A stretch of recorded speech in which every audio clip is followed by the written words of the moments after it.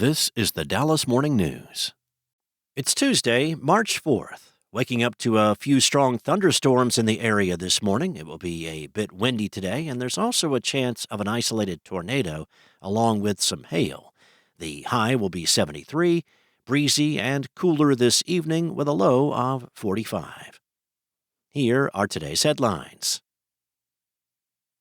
On Monday, police said they had not made any arrests in connection with a fight that led to a stampede at a national cheerleading competition over the weekend, but the investigation is still ongoing. Officers responded about 1 p.m. Saturday to reports of an active shooter at the downtown Dallas Convention Center, where the NCAA All-Star National Championship was being held. It was determined a fight broke out between two people, which led to multiple poles being knocked down. The loud noise caused panic, and people rushed outside in a stampede. Law enforcement officials said the fight was between two adults. As of Monday afternoon, it was still unclear what led to the argument. At least 10 people were injured in the confusion. Jason Evans, a Dallas Fire Rescue spokesperson, said that they were taken to hospitals with injuries deemed non-life-threatening, ranging from bruises and scrapes to extremity fractures. Police officials also reaffirmed Monday in a written statement that they have found no evidence of a shooting, but are continuing to review video footage. In other news, a Texas health official is warning against measles parties as an outbreak grows in West Texas, resulting in the death of at least one unvaccinated school-aged child.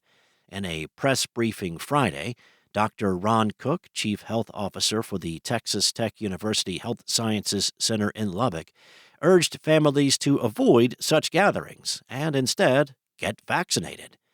Cook said, "We cannot predict who is going to do poorly with measles, be hospitalized, potentially get pneumonia or encephalitis, or potentially pass away from this.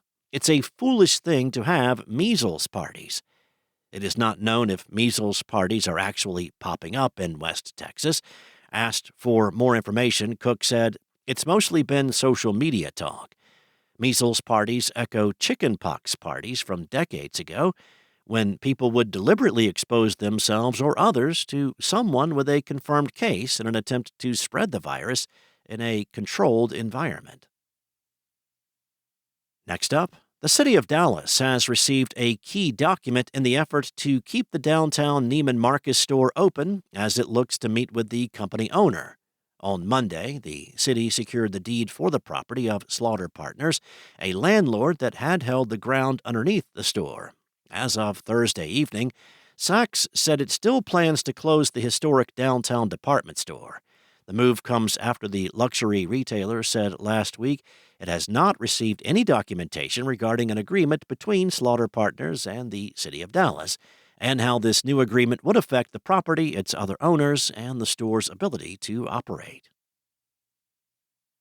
And Dallas City Council member Carolyn King Arnold filed an emergency petition with the state appeals court on Monday, seeking a spot on the May 3rd election ballot, despite already being deemed term-limited by the city. In her petition, Arnold says a city charter amendment approved by voters in November that sets stricter term limits on elected officials should not apply to her because the new rules do not say they cover past and current council members. Since Arnold has not served any terms since the charter amendment passed, she argues that the city secretary has a legal ministerial duty to put the incumbent on the ballot. Thanks for listening. For more on today's stories and the latest breaking news, visit dallasnews.com. Enjoy your day, and I'll be back tomorrow with more from the Dallas Morning News.